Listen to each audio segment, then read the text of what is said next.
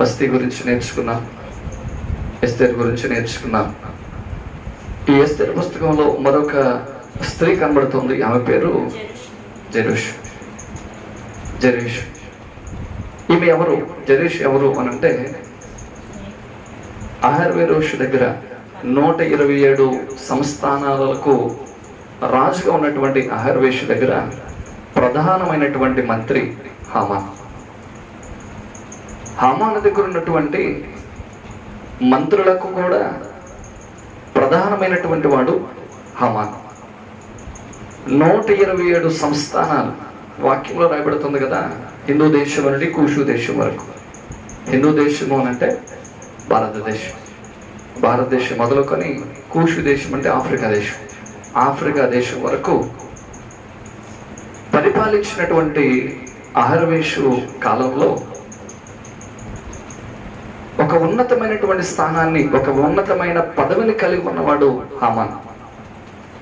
అతనికి భార్య అయినటువంటి జెరూషుని గురించి ఈ రాత్రి మనం నేర్చుకోవడానికి ప్రయత్నం చేద్దాం. క్రీస్తునందు ప్రియులారా, వైభవమైనటువంటి జీవితము కలిగినటువంటి ఈమె మోడులా మిగిలిపోయింది. అంటే వైభవమైనటువంటి జీవితాన్ని కలిగిన ఈ స్త్రీ మోడైపోయింది. కారణం ఏంటి? ఈ రాత్రి వాక్యములను నేర్చుకోవడానికి ప్రయత్నం చేద్దాం. ఏదేమైనా కొన్ని తప్పిదాలు మనవే. వైభవం కలిగినటువంటి జీవితం గొప్ప జీవితం. అలాంటి వైభవము కలిగినటువంటి జీవితం చిరిగిపోయింది. ఉన్నతంగా బతికిన, విలువలతో కూడిన జీవితాన్ని జీవించిన, ఉన్నత స్థాయిని కలిగి జీవించినటువంటి జీవితం చివరికి మోడులా మిగిలిపోవాల్సి వచ్చింది. ఈ జెరూషుని గురించి మనం నేర్చుకుంటే, ఈ జెరూషు హామాను యొక్క భార్య. జెరూషు అనేటువంటి మాటకు అర్థం గోల్డ్ అని, సువర్ణము లేదా బంగారం. ఇంకా కొన్ని చోట్ల మనం దాని గురించి వివరాల్లోకి వెళితే ఇబ్బంది గల విదేశీ అని ఉండదు. ఇబ్బంది గల విదేశీ అని.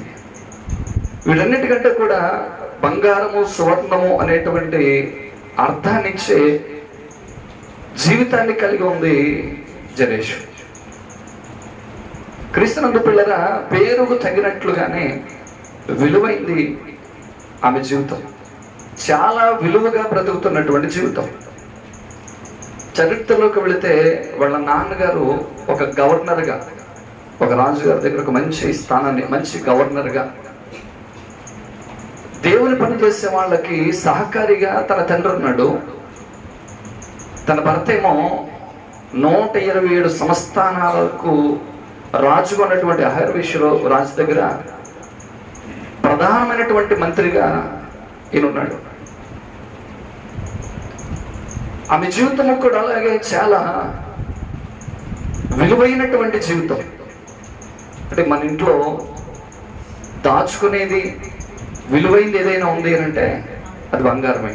వెండినైనా కొన్నిసార్లు మనం నిర్లక్ష్యం చేస్తాం, కానీ బంగారాన్ని నిర్లక్ష్యం చాలా జాగ్రత్తగా, దానికంటే ఒక సెపరేట్ ప్లేస్.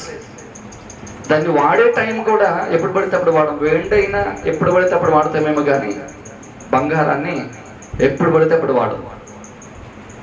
బంగారాన్ని అంత విలువగా మనం చూస్తాం. నిజంగా సువర్ణము లేదా బంగారము అని అర్థాన్నిచ్చే ఈమె జీవితం కూడా అంత విలువైందిగా, అంత ఘనమైందిగా ఆమె జీవితం ఉంది. ఈ 127 సంస్థానాలలో రాజుగారు ఫస్ట్ స్టెప్ లో ఉంటే, ఆ సెకండ్ స్టెప్ ఎవరిది అని అంటే ఈమె కుటుంబమే, జెరూషు కుటుంబమే. అంటే అంత ఘనమైనటువంటి స్థానాన్ని కలిగిన ఆమె వైభవమైన జీవితాన్ని కలిగింది. ఇంకా చెప్పాలంటే ఆమెకి 10 మంది మగ పిల్లలు. ఇక్కడ పెద్దవాళ్ళు ఉన్నారు, ఆ ముందు తరాల్లో జరిగింది కూడా తెలిసిన వాళ్ళు ఉన్నారు. పూర్వపు దినాల్లో నీకు ఆస్తి ఎంత ఉంది అనే దానికంటే కూడా నీకు పిల్లలు ఎంతమంది అనే దాని మీద ఎక్కువగా చెప్పుకోవడానికి ఇష్టపడేవారు. అంటే పిల్లలు ఎక్కువ మంది ఉంటే అది విలువగా, అదే వారికి ఆస్తిగా కనబడేది. అందుకే మీరు గమనిస్తే హన్న పిల్లలు లేని సమయంలో దేవాలయం దగ్గరకు వచ్చి ఏడుస్తూ ఉంటే భర్త పెనిన్నాకి ఎన్ని ఇచ్చినా ఈమెకి రెండంతలు ఇచ్చినప్పుడు ఈమెలో సంతోషం కలగలేదు. కానీ ఈ మంటది ఎన్ని ఇస్తే ఉపయోగం ఏముంది నాకు, పిల్లలేనంటే తన భర్త అంటాడు, 10 మంది కుమారుల కంటే నేను శ్రేష్ఠుడిని కదా అంటాడు. అంటే 10 మంది కుమారులు ఉండడం అంటే చాలా విలువైనటువంటి జీవితం. ఒక ప్రక్క హోదా ఉంది, మరొక ప్రక్క సంపద, ఆస్తి ఉంది. ఇది తక్కువ అనుకోవడానికి వెళ్ళదు. చక్కగా 10 మంది మగపిల్లలు కలిగిన స్త్రీ, అంత గొప్ప విలువ కలిగినటువంటి చాలా వైభవం అన్నమాట. గొప్ప వైభవాన్ని కలిగి ఉన్నటువంటి ఈమె జీవితం చివరికి వచ్చేసరికి మోడైపోవడానికి కారణాలు తన తప్పిదాలే. అంటే గొప్పగా జీవిస్తున్నటువంటి ఆమె ఉన్నపాటున ఒక్కసారిగా మోడిగా మిగిలిపోవడానికి తన అపరాధం ఉంది అనేది ఈరోజు మనం నేర్చుకునే మాట. ఈరోజు ఇక్కడ కూర్చున్నటువంటి మనం, ఈ మాటలు వింటున్న మనం, దేవుడు మనకిచ్చిన స్థాయి కంటే కొంచెం మనం దిగజారిపోవడానికి కొన్నిసార్లు మన అపరాధం కూడా ఉంటుంది అనేది మర్చిపోకూడదు. మన అపరాధం కూడా ఉంటుంది. దేవుడిచ్చిన స్థాయికి దిగిపోయి, దేవుడిచ్చిన ఆ వైభవమైన జీవితంలో నుండి, దేవుడు మన పరిధిలో మనకిచ్చిన విలువ నుండి మనం కొన్నిసార్లు మరీ అట్టడుక్కొచ్చే పరిస్థితులు కనబడుతూ ఉంటాయి. దీనికి కారణం ఏంటి అంటే మన అపరాధం మీద ఉంది. అందుకే వాక్యములందు ఒకటి, యెరూషలేము నుండి యెరికోకి దిగి వెళ్ళుచుండగా దొంగల చేతిలో చిక్కి అంటే కొర ప్రాణంతో మిగిలిపోయాడు. తన అపరాధం ఏంటి? యెరూషలేమును విడిచిపెట్టడం మొదటి అపరాధం. యెరూషలేము నుండి యెరికోకి దిగి వెళ్ళడం అంటే తను ఉన్నటువంటి స్థాయికి దిగి వెళ్ళడం, దిగజారిపోవడం. ఇంకొకటి, వెళ్ళేవాడు ఎవరొకరిని తోడు తీసుకుని వెళ్ళాలి, లేకపోతే ఎవరికొకరు ప్రయాణం చేస్తే వాళ్ళతో పాటు తన ప్రయాణం చేయాలి. లేదు తనకు అర్జెంట్ పని ఉంటే వెళ్ళేటప్పుడు ఎవరొకరికి అవసరమైతే రోజు జీతం ఇచ్చి తీసుకుని వెళ్ళాలి. కానీ ఇతడు అవేమీ చేయాలి. తన అపరాధాన్ని బట్టి దొంగల ఎదురు చిక్కున్నాడు. అందరికీ తెలిసినటువంటి సత్యమే. ఈ వెళ్ళే మార్గంలో దొంగలు ఉంటారని అందరికీ తెలిసిన సత్యమే. దొంగలు ఉంటారన్నప్పుడు జాగ్రత్త పడాలి. రైల్వే స్టేషన్ దగ్గర, బస్ స్టాండ్ల దగ్గర జనం రద్దీగా ఉన్నటువంటి పరిసరాల్లో ఖచ్చితంగా పోలీస్ డిపార్ట్మెంట్ వారు ఒక నోటీస్ రాస్తారు. అక్కడ హెచ్చరికని, దొంగలు ఉన్నారు, జాగ్రత్త. ఇప్పుడు ఆటోలు కూడా రాస్తారు. ఆటోలో కూడా మీ వస్తువులకు మీరే బాధ్యత. క్రీస్తునందు ప్రియమిడులారా, అంటే ఈ హెచ్చరిక దేనికి అంటే మోసపోకుండా ఉండడానికి, నష్టపోకుండా ఉండడానికి ఈ హెచ్చరిక. జాగ్రత్త. తెలుసు యెరూషలేము నుండి యెరికోకు వెళ్ళే మార్గము నిర్మానుష్యమైనటువంటి మార్గము. ఈ మార్గంలో దొంగలు ఉంటారని తెలిసి కూడా తను తీసుకోవాల్సిన జాగ్రత్తలు తీసుకోకుండా ప్రయాణం చేయడం వల్ల నష్టపోయాడు. మరి ఈమె కూడా, జరేషు కూడా వైభవమైనటువంటి జీవితాన్ని జీవించిన ఈమె జీవితం మోడుగా మారిపోవడానికి ఆమె తీసుకున్న నిర్ణయాలు కూడా దీనికి కారణము అనేది ఈ రాత్రి మనము జ్ఞాపకం చేసుకోవాలి. ఈమె చాలా తెలివైనది, ఈమె జ్ఞానవంతురాలు. వాక్యంలో మనము చూస్తే ఈమె జ్ఞానవంతురాలు. ఎందుకనంటే మీరు భాగాలు చదువుతూ ఉంటే ఈ హామానికి సలహా ఇచ్చేవాళ్ళు స్నేహితులు అని రాస్తుంది. స్నేహితులు లేదా సలహా ఇచ్చేవాళ్ళు ఇంచుమించుగా 300 నుండి 360 మంది ఉంటారు. ఎందుకంటే ప్రధానమంత్రి కదా, మనకు కూడా ముఖ్యమంత్రి గారికి సలహాదారులు ఉంటారు కదా, ప్రధానమంత్రి గారికి సలహాదారులు ఉంటారు, సలహా ఇచ్చేవాళ్ళు ఉంటారు. ఇప్పుడు తనకు 300 నుండి 360 మంది సలహా ఇచ్చేవాళ్ళు ఉన్నారు. ఎంతమంది సలహా ఇచ్చినా అందులో ఒకళ్ళు తన భార్య జరేషు. వీళ్ళందరూ ఏ సలహా ఇచ్చినా, తను ఏది చేయదలచినా, ఏది చేయాలనుకున్నా తన ఆలోచన ఈ సలహాదారుల ముందు పెట్టినప్పుడు వీళ్ళందరూ ఆలోచన చెబితే ఫైనల్ డిసిషన్ చివరిగా ఎవరి నిర్ణయానికి లేదా ఎవరి యొక్క మాటకి విలువిస్తాడంటే తన భార్య మాటకే విలువిస్తాడు. ఎంతమంది ఏదైనా చెప్పని చివరికి ఇదంతా వాదోపవాదాలు వాళ్ళు చెప్పినవన్నీ విన్న తర్వాత భార్యను అడుగుతాడు, భార్య సలహా అడుగుతాడు. అంటే భార్య తెలివైందనా తెలివిలేందనా కదా? భార్య తెలివైంది కనుకనే భార్యను అందరిని అడిగిన తర్వాత భార్యను వెళ్తాను. ఎందుకంటే చాలా జ్ఞానవంతురాలు, జ్ఞానం కలిగింది, తెలివి కలిగినటువంటిది. కాబట్టి భర్త కొన్నిసార్లు భర్తనికి ఏం చెప్పట్లేదంటే, భర్త ఆలోచనలో మనం ఎలా ఉన్నామని, భర్త మనకి ఏం చెప్పట్లేదంటే, భర్త ఎదుట మనకి అంత పరిజ్ఞానం లేదు కూడా భర్త మనకి చెప్పట్లేదు. అడిగితే ఏమంటాడు, నీకు తెలియదులే అంటాడు అంటారా? క్రీస్తునందు పిల్లరా. కానీ ఈ భర్త ఏ నిర్ణయం చేసి తీసుకున్నా భార్య సలహా తీసుకునేవాడు. వీళ్ళిద్దరి జంటను చూస్తే ఇశ్రాయేల్ రాజు జంట కనబడుతుంది. ఎవరు ఆ జంట? అహాబు, యెజబెలు. ఆ జంటలో ఉందో ఈ జంటలో ఉంటారు. అహాబు కూడా తన భార్య మీద డిపెండ్ అయిన వాడు. అందుకే వాక్యంలో రాయబడుతుంది, అహాబు భార్యకి అమ్ముడుపోయాడు. అహాబు రాజు భార్య చెప్పు చేతల్లోకి వెళ్ళిపోయాడు. భార్య నిర్ణయాలతోని పరిపాలన చేస్తాడని ఉంది. ఇతడు కూడా ప్రతి ఆలోచనకర్తలతో సంభాషించి ఆ తదుపరి ఫైనల్గా భార్య యొక్క ఆలోచన చెప్పిన ముందుకు వెళ్ళేవాడు. గమనించండి ప్రియా దేవుని బిడ్డలారా, తెలివైంది కనుకనే అడిగాడు. తెలివైంది, ఒక మంచి సలహాదారి. పరిశుద్ధ గ్రంథంలో మనకి ఆమెను గురించిన ప్రస్తావన కొంచెంగా ఉంది. ఆమెను అడిగినటువంటి విషయాలు రెండే కనబడతా ఉన్నాయి. కానీ అంటే తన దైనందిన జీవితంలో ఎన్ని సలహాలు ఇచ్చిందో, అంటే పరిపాలనలో ఎన్ని సలహాలు ఇచ్చిందో ఇవన్నీ లెక్కించబడలేదు. కానీ మనకు అవసరమైనటువంటి విషయాన్ని ప్రభు మన ముందు ఉంచాడు. మనం నేర్చుకోవాల్సినటువంటి విషయం కూడా ఇదే. దేవుడు మనకంటూ ఒక పరిధినిచ్చాడు.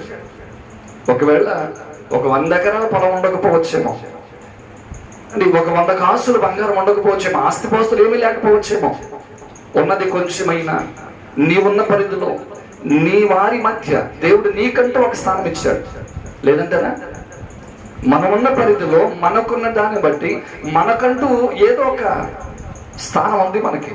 మన కుటుంబాల మధ్య, మనమున్నటువంటి పరిసరాల మధ్య ఎంతో కొంత ఒక విలువ అనేది ఉంది. అయితే ఆ విలువను మనం కాపాడుకుంటున్నామా, పాడు చేసుకుంటున్నామా? అంటే ఆ విలువ పాడైపోవడానికి, ఆ విలువను కాపాడుకోవడానికి ఈరోజు మనం జ్ఞానవంతులుగా ఉండాలని వాక్యం చెబుతుంది. అయితే ఏ జ్ఞానం కావాలి మనకి? ఏ జ్ఞానం కావాలి? పైనుండి వచ్చే జ్ఞానము మొదట పరిశుద్ధమైనది, అది సమాధానకరమైనది. ఈ లోక జ్ఞానము వెరితనం. కాబట్టి పైనుండి వచ్చిన దేవుని యొక్క జ్ఞానాన్ని కలిగి ఉండాలి. ఈమె తెలివైంది, మంచి సలహాదారి, మంచి స్థాయి కలిగినటువంటిది. అయితే ప్రియ దేవుని బిడ్డలారా, ఈమె గురించి పరిశీలిస్తే ఈమె యొక్క మూర్ఖురాలు కూడా. ఈమె మూర్ఖురాలు. ఎందుకు మూర్ఖురాలు?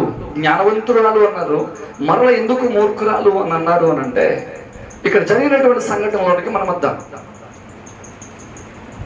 ఈ జరేషు యొక్క భర్త స్థానం ఏంటి? ఈ జరేషు యొక్క భర్త స్థానం ఏంటి? రాజుగారి దగ్గర ప్రధానమంత్రి. అంటే రాజుగారి దగ్గర ప్రధానమంత్రి, అంత హోదా కలిగిన వాడు. ఈ హామాన్ అంటాడు, నాకు మంచి హోదా ఉంది, ఆస్తి ఉంది, పేరు ఉంది, పలుకుబడి ఉంది, నాకు 10 మంది పిల్లలు ఉన్నారు, నాకు ఏం తక్కువ? ఎంత ఉంది నాకు, ఎంత విలువ ఉంది. అయితే నేను రాజుగారి దగ్గరికి వెళ్ళేటప్పుడు ఆ గుమ్మం దగ్గర ఒకడు ఉన్నాడే, ఆడు మాత్రం నాకు నమస్కారం చేయట్లే. అంటే మన ఆలోచనలో ఒక 100 మంది ఉన్నారు, 100 మందిలో ఒక్కడు అతనికి నమస్కారం చేయట్లే. ఈ నమస్కారం చేయకుండా, అంటే అతన్ని పట్టించుకోకుండా ఉంటే ఇతనికి బహుకోపం వచ్చింది. ఇతను అంటాడు, నాకు హోదా ఉంది, ఆస్తి ఉంది, పిల్లలు ఉన్నారు. ఇంకొకటి, రాణి గారు విందు ఏర్పాటు చేసి రాజుగారితో పాటు నన్ను కూడా పిలిచిందంటే నా స్థాయి ఏంటో తెలుసా? అంటే రాణి గారు రాజుగారిని విందుకు పిలిచి రాజుగారితో పాటు కూడా నన్ను కూడా రమ్మందంటే నా స్థానం ఏంటది, నా విలువ ఎంతో తెలుసా? ఎంత విలువ కలిగిన వాడిని కరివేపాకులకు తీసిపడేస్తున్నాడు. ఎవరు? మొద్దుకాయ. అంటే చిరుద్యోగి, అంటే కాపలాదారుడు, ఒక చిన్న ఉద్యోగస్తుడు ఇతను పట్టించుకోవట్లేదు. బహుకోపంతో ఇంటికి వచ్చి రావడంతోనే భార్యని సలహాదారులను అందరిని పిలిచి బహుకోపంతో మాట్లాడుతుంది. నాకేం తక్కువ? 10వ వచనం చదువుతారు ఒకసారి. కోపము అణుచుకొని తన ఇంటికి పోయి తన స్నేహితులను, తన భార్యను జరేషును పిలిపించి తనకు కలిగిన గొప్ప ఐశ్వర్యమును గూర్చి, చాలా మంది పిల్లలు తనకు ఉండుటను గూర్చి రాజు తనను గణపరిచి, రాజు క్రింద నుండి అధిపతుల మీదనో సేవకుల మీదనో తను ఎలాగూ పెద్దగా చేసినో దాని గురించి వారితో మాట్లాడాను. క్రీస్తునందు ప్రియదేవుడులారా, అతడు ఎంత గొప్ప స్థానం కలిగిన వాడో వచ్చి కోపంగా ఇంట్లో వాళ్ళన్నాడు, నాకు ఎంత ఉండి నాకు ఇప్పుడు తృప్తి లేదంటున్నాడు. దేనికి? ఒకళ్ళు వందనం చెప్పకపోవడం తృప్తి లేదంట. అంటే ఒకళ్ళు నమస్కారం చేయకపోవడం తృప్తి లేదంట. నాకు ఇంత పదవి ఉండే ఉపయోగం ఏముంది, నాకు ఇంత ఐశ్వర్యం ఉండే ఉపయోగం ఏముంది, నాకు ఇంత గొప్ప స్థానం ఉండే ఉపయోగం ఏముంది? రాణి గారి విందుకి రాజుగారిని పిలిచి నన్ను కూడా పిలిచిందంటే ఎంత స్థాయి, అది ఎంత విలువ ఉండి, ఇదిగో ఈ మొర్దెకై అనే ఒక వాచ్మెన్ నన్ను పట్టించుకోవట్లేదు, నాకు నమస్కారం చేయట్లేదు. ప్రియ దేవుని బిడ్డలారా, అంత ఉద్రేకంతో అంత కోపంతో ఈ సలహాదారులందరిని అడిగితే ఈమె వాళ్ళందరి మధ్య ఉండి ఇచ్చిన సలహా అంటే తెలివైంది కనుక ఆ సభలో ఉంది. చివరిగా తన మాట ఏంటాడు కనుక భర్త ఏమిచ్చింది సలహా అంటే, దీనికోసం ఎంత ఎక్కువగా ఆలోచన చేయాల్సిన అవసరం ఏముంది? ఈ చిన్న విషయానికి ఎందుకు అంత అవసరం? అంత అవసరమా నీకు? దీనికోసం తలనొప్పి తెచ్చుకోవడం అవసరమా? అంటే దీనికోసం ఇంత ఆలోచన చేయడం అవసరమా? క్రీస్తునందు ప్రియుగా అహాబు రాజు కూడా ద్రాక్ష తోట మీద మమకారం పెరిగి ద్రాక్ష తోట కావాలని ఇంటికి వచ్చేటప్పుడు కప్పుకొని పడుకున్నాడు. యెజబెల్ వచ్చేమంది, ద్రాక్ష తోట కోసమా? అది నేను చూసుకుంటా అంటే సేమ్ అదే సిచ్యువేషన్. ఈ హామాన్ అనే వ్యక్తి సలహా అడిగినప్పుడు వీళ్ళందరూ ఇచ్చిన సలహా ఏమి చెబుతుంది? ఆ ఒక్కని గురించి నువ్వు ఎందుకు? మామూలుగా ఏం చెప్పాలంటే, అయ్యా 99 మందిని వందనాలు చెప్తున్నారు కదా, ఆ ఒక్కడి ఏం చెప్పకపోతే రేపు చెప్తారు, రేపు కాదు వచ్చే సంవత్సరం అది చెప్పకపోతే ఏమైందిలే అనాలి. కానీ ఏమంటారు తెలుసా? 50 మూరల ఎత్తు కలిగిన ఉరికొయ్యి ఒకటి చేయించు. 50 మూరలు అంటే ఇంచుమించుగా 75 అడుగులు. 75 అడుగుల ఎత్తులో ఒక ఉరుకొయ్యి చేయించు. ఎందుకనంటే ఇదిగో నీకు ఎవడు లోపడకపోయినా, నీ విషయంలో ఎవరు యాంటీగా ఉన్నా, నీకు విరోధముగా ఎవడైనా ఉంటే అతని చావు మూలంగా మిగిలిన వాళ్ళందరికీ బుద్ధి రావాలి. నీకు ఎవడికి విరోధులు ఉండకూడదు, అందరూ నీకు విధేయులై ఉండాలి. ఒకవేళ నీకు తిరుగుబాటు చేస్తే, నీ విషయంలో ఎవరైనా అవిధేయతగా ఉంటే ఇక వాళ్ళ గతి కూడా ఎలాగా ఉంటది అని ఒక హెచ్చరిక అవ్వాలి. ఎవరి మరణం? మొర్దెకై మరణం ఒక హెచ్చరిక అవ్వాలి. కాబట్టి నువ్వు ఎత్తయింది 50 మూరలు ఎత్తు కలిగిన ఉరుగొయ్యి చేయించంటే ఈ మాట అతనికి సమ్మగా ఉంది కదా. ఆ మాట చాలా సంతోషాన్ని ఇచ్చింది. అది అక్కడ రాయబడుతున్నది కదా, అది అతనికి యుక్తిగా ఉండేను అంటాడు.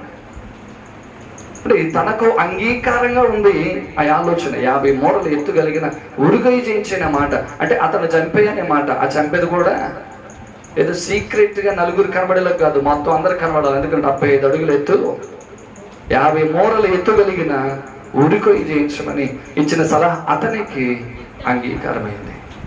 క్రీస్తునందు ప్రియ దేవుని బిడ్డలారా, వైభవము కలిగిన జీవితం మౌడుగా అయిపోవడానికి ఈ సలహాయే కారణమైంది. తర్వాత ఇంకో సలహా ఇచ్చింది, కానీ అప్పటికే పరిస్థితులు చేజారిపోయింది. ఈ సలహా ఈ జరేషు తన భర్తకి ఇచ్చినటువంటి సలహా. ఎప్పుడైనా సరే మనము భర్తకని కాదు, ఇంట్లో వాళ్ళు ఎవరికైనా, పొరుగు వాళ్ళు ఎవరికైనా ఒక సలహా ఇచ్చేటప్పుడు జాగ్రత్తగా మాట్లాడాలి, చాలా జాగ్రత్తగా మాట్లాడాలి. ప్రియ బిడ్డలారా, అబ్షాలోము అమ్నోనుని చంపడానికి కారణం తెలుసా? అబ్షాలోము ఎవరు, అమ్నోను ఎవరు? ఇద్దరు దావీదు కుమారులే, ఇద్దరు అన్నదమ్ములే. అమ్నోను అనేవాడిని అబ్షాలోము చంపేయడానికి కారణం ఏంటి అని అంటే, అమ్నోను అనేవాడు అబ్షాలోము యొక్క చెల్లెల్ని ఇంటికి పిలిచి చెరిచి పంపించాడు. అసలు అమ్నోనికి చెల్లెల్ని చెరచాలని ఆలోచన వచ్చిందంటారా? లేదు. అని ప్రక్కన ఒకడున్నాడు, యెహోనాదాబు అని షిమీ సంతానానికి సంబంధించిన వాడు. యెహోనాదాబు ఒక సలహా ఇచ్చాడు. అమ్నోను, ఏది చిన్న విషయానికి నువ్వు అంత అలాగా అల్లాడిపోతున్నావు ఎందుకు, ఒక చిన్న సలహా చెబుతా విను. ఏంటి సలహా అంటే, నీకు ఆరోగ్యం బాగలేదని మీ నాన్న కబురు పెట్టు. నాయన నాకు ఆరోగ్యం బాగలేదు, కొంచెం వండి పెడతానికి చెల్లెల్ని పంపించు అను. ఎందుకంటే చెల్లెలు కాబట్టి నీ దగ్గర పంపడానికి మీ నాన్న ఒప్పుకుంటాడు. ఎవరికి ఏ విధమైనటువంటి అనుమానం రాదు. నీ హృదయంలో ఉన్న తలంపు ఎవరికి తెలియదు కాబట్టి నీవు ఒక మాట మీ నాన్నగారిని అడుగు అంటే ఒక మోసపూరితమైన ఆలోచన చెప్పాడు యెహోనాదాబు. ఎవరికి? అమ్నోనుకి. అతను చెప్పాడు గుడ్డెది చేలో పడ్డట్టు. అందుకే పద్యాలు కూడా ఉంటాయి, వినదగున ఎవరు చెప్పిన వినంటనే. అంటే ఎవరు ఏది చెప్పినా విను కానీ తొందరపడద్దు. విని దాని గురించి ఆలోచించి అందులో మంచి ఎంత ఉంది, చెడు ఎంత ఉంది, దానివల్ల ప్రయోజనం ఎంత ఉంది, దానివల్ల నీకు వచ్చే నష్టం ఎంత ఉంది అనేది ప్రతి విషయంలో కూడా నువ్వు ఆలోచన చేయాలి. అతను చెప్పాడు, ఇతడు విన్నాడు, ఆమెను చెరిచాడు, పంపించాడు. 2 సంవత్సరాల తర్వాత అబ్షాలోము అమ్నోనుని అంటే నమ్మకంగా ఇంటికి పిలిచి చంపేశాడు. అంటే అక్కడ చెల్లెల్ని నమ్మకంగా ఇంటికి పిలిచి చెరిచాడు, ఇతడు నమ్మకంగా ఇంటికి పిలిచి చంపేశాడు. వాక్యం ఏం చెబుతుందంటే, మనము ఇచ్చే సలహా ఏదైనా మనకు నష్టం కలగకూడదు, అడిగిన వారికి నష్టం కలగకూడదు. అంటే చాలా జాగ్రత్తగా సలహా ఇవ్వాలి, లేదా తప్పుకోవడం మంచిది. కానీ చెడు సలహా వాక్యములు సెలవిస్తున్నాడు. సామెతల గ్రంథం 12వ అధ్యాయం 5వ వచనం ఒకసారి చదువుదాం. నీతిమంతుల తలంపులు న్యాయయుక్తములు, భక్తిహీనులు చెప్పు ఆలోచనలు మోసకరములు. క్రీస్తునందు ప్రియబిడ్డలారా, భక్తిహీనులు చెప్పే ఆలోచనలు మోసకరములు. భక్తిహీనులు చెప్పే ఆలోచనలు మోసకరమైనవి. ఈ జరేషు తను చెప్పిన ఆలోచన, తను చెప్పినటువంటి ఆలోచన చివరికి తన జీవితాన్ని హరించింది. తన జీవితం మీద ఎంత ప్రభావాన్ని చూపించిందో చూడండి. అందుకే భక్తిహీనుల ఆలోచన మోసకరములు. 10వ అధ్యాయం 20వ వచనం కూడా చూడండి. 10వ అధ్యాయం 20వ వచనం. నీతిమంతుల నాలుక వెండి వంటిది, భక్తిహీనుల ఆలోచన పనికి మాలేదు, ఉపయోగం లేదు. భక్తిహీనుల ఆలోచన పనికి మాలి, దానివల్ల ఏ ప్రయోజనం ఉండదు, నష్టం తప్ప ప్రయోజనం ఉండదు. పనికి మాలిన ఆలోచన. ఈ రోజున పిల్లరా, మనం మంచి ఆలోచనకర్తలుగా ఉండాలి. మొదటి కీర్తనలో ఉంది, దుష్టుని ఆలోచన చొప్పున నడవదు. అంటే మనం ఒకరికి చెప్పేటప్పుడు దుష్టుని ఆలోచనలు వెల్లడి చేయకూడదు. మనం ఒకరికి చెప్పేటప్పుడు, మనం ఎవరికైనా ఒక మాట సలహా ఇచ్చేటప్పుడు దుష్ట ఆలోచనలు వారిలో పుట్టించకూడదు. అంటే వారిలోకి దుష్ట ఆలోచనలు కలిగించేవారిగా మనం ఉండకూడదు. ఈమె నష్టపోవడానికి కారణం ఆమె ఇచ్చిన సలహా. చివరికి తన జీవితం మోడైపోయింది. మనం గమనిస్తే ఆమె ఇచ్చిన సలహా వల్ల, ఆ మూర్ఖపు ఆలోచన వల్ల ఏమైంది? పిల్లల భర్తను కోల్పోయింది. భర్త చనిపోయాడు. చూడండి 7వ అధ్యాయం 10వ వచనం. ఎస్తేరు గ్రంథం 7వ అధ్యాయం 10వ వచనం. కాగా హామాను మొద్దుకై సిద్ధపరిచిన ఉరుకొయ్యి మీద వారు అతనిని ఉరితీసిరి. చాలు. క్రీస్తునందు పిల్లల, ఎవరి కొరకైతే అతడు ఉరుకొయ్య సిద్ధపరిచాడో అతనికి బదులు ఇతని సిద్ధపరిచిన వాడే ఆ ఉరుకొయ్య మీద ఉరి తీయబడ్డాడు. ఎవరు తీసిన గోతులో వాళ్ళే పడతారంటారు కదా. అంటే అందుకే కోపపడుడి కానీ పాపం చేయదు అన్నాడు. అంటే రీజన్ ఉండాలి కోపానికి. ఆ కోపం కూడా చీకటి పడేలోగా మనలో కనుమరుగు అయిపోవాలి. ఉదయం ఒకవేళ మనం కోపం కలిగితే సాయంత్రానికి కోపం తగ్గిపోవాలి. కోపం అనేది మర్చిపోవాలి. కానీ ఇతడు కోపమును పగగా మార్చుకున్నాడు. చివరికి అంటే ఒకని పతనాన్ని కోరుకున్నాడు. చివరికి తానే హతమైపోయాడు. అంటే ఆలోచన, ఈ జరేషు ఇచ్చినటువంటి ఆలోచన వలన ఒకటి మోడుగా అయిపోయాడు. భర్తను కోల్పోయింది. తన వైభవానికి కారణం ఎవరు? తన వైభవానికి కారణం ఎవరు? భర్తే కదా. అందుకే నీ భర్త నీకు శిరస్సు లాంటి వాడు. ఇప్పుడు మోడైపోవడానికి కారణం తన భర్త చనిపోయాడు. ఇప్పుడు 127 సంస్థానాల ప్రధానమంత్రిగా ఉన్నటువంటి తన భర్త ఇప్పుడు ఉంటుందా విలువ? అంటే భర్త లేకపోతే విలువ ఉందా? ఇతర దేశాల్లోనైనా విలువ ఉందేమో కానీ మన భారతదేశంలో అస్సలు లేదు. భర్త లేని స్త్రీకి విలువ లేదు. క్రీస్తునందు పిల్లలు అప్పటి వరకు ఆమెకి ఇచ్చిన విలువ వేరు. ఇంట్లో వాళ్ళు కూడా భర్త ఎప్పుడైతే చనిపోయాడో విలువించేవాళ్ళేరు. చివరికి భర్త లేకపోతే తల్లింటోళ్ళకి కూడా, అంటే మన తండ్రి ఇంటోళ్ళకి కూడా లోపం. అంటే భర్త ఉంటేనే విలువ. ఆమె ఇచ్చిన సలహా మూలముగా ఆమె ఏమేమి నష్టపోయిందంటే, మొదట తన భర్తను నష్టపోయింది. రెండవదిగా తన ఆస్తంతా నష్టపోయింది. 8వ వచనం 8వ అధ్యాయం 1వ వచనం చూడండి.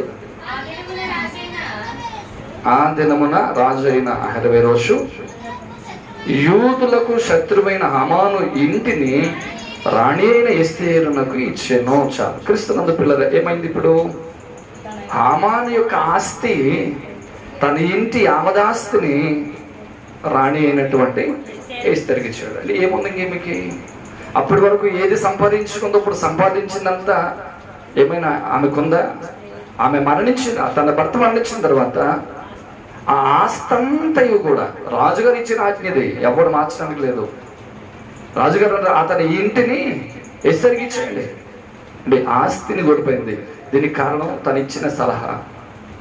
భర్తకు తను ఇచ్చినటువంటి సలహా మూలముగా ఒక ప్రక్క భర్తను కోల్పోయింది, రెండో ప్రక్క ఆస్తిని కోల్పోయింది. భర్త లేడు, కనీసం ఈ ఆస్తిని చూసేది కొంచెం ఏదో సపోర్ట్ అంతే. ఇప్పుడు ఆ సపోర్ట్ కూడా లేదు. సరే, ఆస్తి పోయింది, ఇంకేమి నష్టపోయింది? 9వ అధ్యాయం 14వ వచనం చదవండి. అలాగూ చేయవచ్చునని రాజు సెలవిచ్చెను. షోషానులో ఆజ్ఞ ప్రకటింపబడెను. హామాను యొక్క 10 మంది కుమారులు ఉరి తీయింపబడిరి. క్రీస్తునందు పిల్లలు మీకు అర్థమైంది కదా ఈ మాట? హామాను 10 మంది కుమారులు కూడా జస్ట్ ఒక చిన్న మాట. భర్త లేడు, సరే ఆస్తి ఉంది, ఎంతో కొంత ఉంది, ఏదో కాలం గడుపుదాం అనుకుంది, ఆస్తి పోయింది. సరే పిల్లలు ఉన్నారులే అనుకుంటే పిల్లలు కూడా, వారు కూడా ఊరి తీయబడ్డారు. గమనించండి పిల్లరా, ఆమె ఇచ్చినటువంటి చిన్న సలహా, చిన్న మాట, ఆమె చెప్పినటువంటి ఆలోచన చివరికి తన జీవితాన్ని హరించింది. తన జీవితం మోడైపోవడానికి తను చెప్పిన ఆలోచనే కారణమైంది. కనుక పిల్లరా, దేవుని వాక్యము మనకు సెలవిస్తున్నటువంటి మాట, దుష్టుల ఆలోచన చొప్పున నడవద్దు. వాళ్ళు అలా చేశారు కాబట్టి నేను అలా చేస్తాను, వాళ్ళు అలా ఆ సలహా పాటించారు కాబట్టి నేను కూడా ఈ సలహా పాటిస్తాను. కనుక పిల్లరా, మనం ఏదైనా ఒక మంచి ఆలోచన కలిగి ఉండాలి, ఒక మంచి ఆలోచన చెప్పేవారు ఉండాలి, మంచి ఆలోచనకర్తలు ఉండాలి. ఆలోచనకర్తలు ఉండుట క్షేమకరం, పట్టణానికి క్షేమకరము అన్నట్టు. కనుక ప్రియ దేవుని బిడ్డలారా, దేవుని ఉద్దేశం ఏమన్నదంటే, జనేషు మనకు ఒక గుణపాఠమే. ఎందుకంటే సరైన ఆలోచన చెప్పే విధానం మనలో లేకపోతే జనేషు జీవితం ఏమైపోయిందో మన జీవితాలు కూడా అలాగే. బిడ్డరా, వైభవం కలిగిన జీవితం మోడైపోయింది. ఈరోజున వాక్యం అంటుంది, నీవు ఉన్నతంగా వైభవంగా గొప్పగా బ్రతుకుతున్నావు, అది నీ జీవితంలో ఏది నష్టపోకుండా ఉండాలంటే జాగ్రత్తగా మాట్లాడు, జాగ్రత్తగా ఆలోచన చెప్పు. సరైన ఆలోచన లేకపోతే అంటే ఎవరో నష్టపోవడం కాదు, ఆ ఆలోచన ద్వారా మనమే నష్టపోతాం. కనుక పిల్లరా, సరైన ఆలోచనతో దైవికమైన జ్ఞానము చేత మనం నడుచుకుందాం. అతి కృప పరిశుద్ధాత్మ దేవుడు మనందరికీ దయచేయను గాక. ఆమేన్. ప్రార్థన చేసుకుందాం. తల వంచి కండమేయండి. అందరూ కూడా తల వంచి కండమేయండి. ప్రార్థన చేసుకుందాం. విన్న వాక్యాన్ని ధ్యానిస్తూ జ్ఞాపకం చేసుకుని, ప్రభువా, నాకు నీవే ఆలోచన